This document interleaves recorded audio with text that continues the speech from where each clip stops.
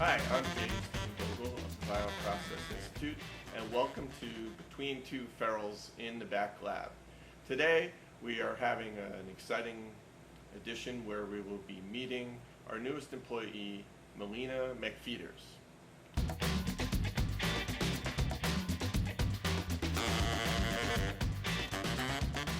Welcome, Milena. Nice to see you here. Good seeing you. Please take a seat. Let's talk a little bit.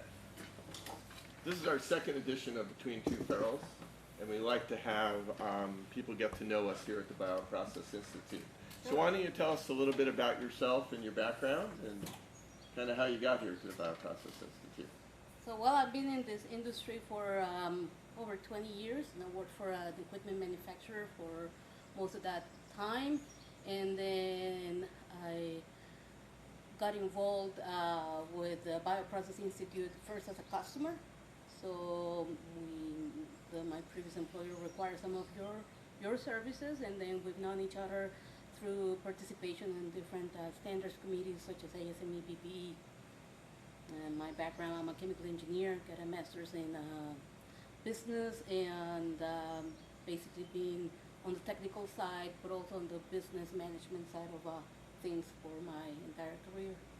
Okay, as you noted, we've done a fair amount of work with the ASME, BPE, and other standards organizations. Why don't you share a little bit of your roles there? You've been chairwoman of subcommittees and other things there. So I've been participating in ASME, BPE for about 17 years, and of those I had some great mentors, you being one of them, and I followed you as the chair of the subcommittee on sealing components, so I was chair of that subcommittee for 6 years. And now I'm on the leadership of the polymeric materials subcommittee, which also deals with single-use technologies. And you're also a member of the main committee, Correct, too. the standards committee, the exec committee, and the women initiative.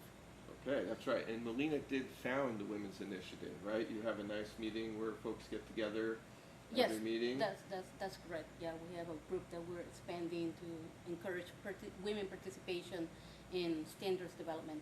About how many folks do you have in that now? I know it started small with just a few of you. Yeah, we're like 10. Our roster is like 24, 25. Okay, so it's a nice sized group there, and I think it's really been a nice positive addition to the BPE. Maybe you could share with us some of the reasons that you joined here and what made you want to work here at the BioProcess Institute. Sure. So a few things. One is I wanted perhaps to have a more direct impact in the industry, and being only on just one side of being an equipment manufacturer, saw an opportunity to also having to understand the side of end users as well as manufacturers. And I thought it was a good match to BPI's vision, which is help people do better drugs, and which is not only the pharmaceutical manufacturing facilities, but it's also the people that supply equipment to them.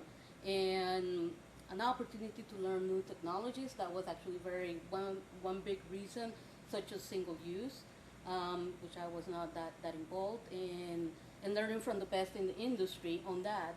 And also continue the opportunity to influence the industry by participating on standards committees.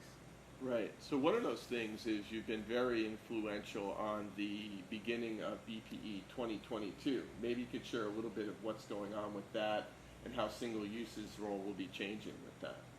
Right. So the background of ASME BPE is more in the multi-use stainless steel systems where there is a need for cleanability, CIP and SIP capabilities, and the whole standard was built around that need. Stainless steel equipment. Exactly, that has to be clean, to be reused, and so on. And it has been taking some time to actually accept new technologies that are out there, in particular single use, being that, well, because it doesn't need to have a CIP and SIP capability, most of the requirements that were already in the book were not applicable. So it's a whole different way to look at process. And finally, it all started with small sections that little by little were added into the polymeric materials section because they're plastics. There was no other good reason. And as the group grew and we got some subject matter experts, there was this need that this is really a whole different way of understanding this kind of components and equipment. And so we're working on a structure where it's dividing multi-use from single use. So we have kind of if you would call it, the book is going to be divided into, so you can go your multi-use section, things that need to be CIP, SIP, and used again, and your single-use section with things that, no, they're meant to be used at one time, and then you don't use them again. And it's really not related to materials, because you can have plastic things that are meant to be multi-use, and stainless steel things that are meant to be single-use. Yep. Okay, that's a big change for the BPE. It for is really a huge standards organization and built, really foundations from the boiler code. This has been a big undertaking for the book, and we look to have that established when? So the initial step is going to be for the 2022 edition. It's going to have the separate chapters that deal exclusively with single use, and for 2024 there's going to be a further realignment of the existing content so it's consistent with this new structure. Okay, very good, very good. What advice would you give a young person that entered the bioprocess industry? What would you tell them if they asked you? Well, yeah, interesting question. I think more than anything else is just be curious, try to learn. Don't think that everything is black and white. I think one thing that we miss sometimes when we graduate from college is that there are no black and white answers. In any applied science, which engineering is, that is reality. So look at things as a risk assessment. Everything is a risk assessment, which I also would like to call common sense, but so that if people, since they start in the industry, will look at things that way, what information they have, and try to have a risk assessment, not try to be completely, absolutely sure of everything, because that's not likely to happen. With risk assessments, we've been working with some clients recently on the risk assessments. What would be one thing that you would do or say to somebody to try to help them get through it? We've seen some challenges with that. Right. So I think a lot is of understanding where the equipment or component is going to be used, and what is the risk that is actually going to be introduced to the process. So if people think that if they put themselves in place of the drop product and how they could impact that drop product because of something that is happening with their piece of equipment, that's how you start looking at risk. And sometimes we see that detachment of people that make equipment that may not necessarily be the experts on how the equipment is used. Right. We spend a lot of time here at the BioProcess Institute talking to folks and helping each side kind of see the end user's understanding from the equipment manufacturer and vice versa. If you were queen of the bioprocess industry, what would you do? What maybe is the biggest challenge that you see out there, or what would you want to address? So I thought I was already queen. Okay. But anyway, to me, and from my previous job experiences, we have created a culture that is adverse to change. But at the same time, we need change to improve things. So users come to us at BPI asking for a better mousetrap, something that's going to perform better. But at the same time, they ask from manufacturers, don't change anything. Well, it's impossible to improve on something if you don't change. So what we need to learn is how to manage change. And it's really not that scary. But we need to change the idea that you cannot change anything because it's going to be out of validation. So even, if we follow GMP, according to GMP, we should be using, state-of-the-art technologies.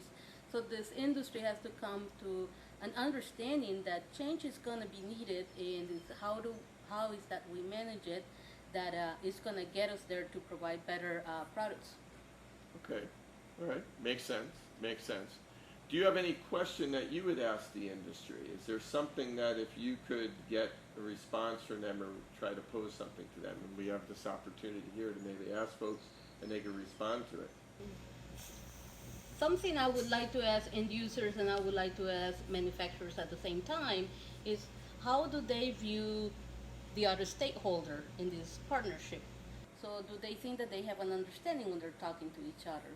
So I think from our experience on these standards committees is that sometimes people are talking about complete different things, and the risk that end users perceive is something that is manufacturer is not understanding, and the other way around, what the end user thinks is possible, it may be an impossibility really to manufacture. So providing that bridge of understanding, I think BPI would be in a great position to help with that. But I would be interested to ask the communities how they feel that are they talking at the same level, or they feel that there's this need to actually bring people together. We've seen that in some of the surveys we've done, where on clamps and gaskets, people seem to think they have the answers, but then they come up with a few others. So that's probably a very good point for that. What's the most exciting thing that's happened to you at a BPE meeting? There's been a lot of exciting things at BPE meetings. Yep. That's a tough one. I guess when we were able to pass certain things that were years in the making and building consensus, and I have to say the standardized test conditions for ceiling components such as gaskets and diaphragms, that was an effort that took years and was finally done, so that was actually very exciting. And I would say that's probably going to be one of the most comprehensive things that I lived through. And also there was a restructure in 2012. That was also a big endeavor when we rewrote the entire ceiling components section. Yep, absolutely. Tell us a little bit about your animals. Oh yeah, well, so I have a rabbit and a cat. Okay. So the cat is Ramona and the rabbit is Venus. You also, I think, fly planes. Can you tell us a little bit about that? How long have you been doing that? Yeah, I have a little Cherokee 180 four-seater plane, and when the weather's nice, that's what we do on the weekends. Usually my husband goes with me. And I think you also do a program with the children in in Madison, right? That's you right. have a program there yes, that in Madison, Wisconsin. So we take kids from underserving neighborhoods out flying. It's like for most of them, it's their first flying experience, and we let them take the controls for a little while. Yeah, it's a transformational experience for those kids. That's great. That's great. Anything else you'd like to say? No, I'm really excited to be working with BPI. And we're happy to have you here. All right. Very good. Well, thank you very much. Thank you, Jim.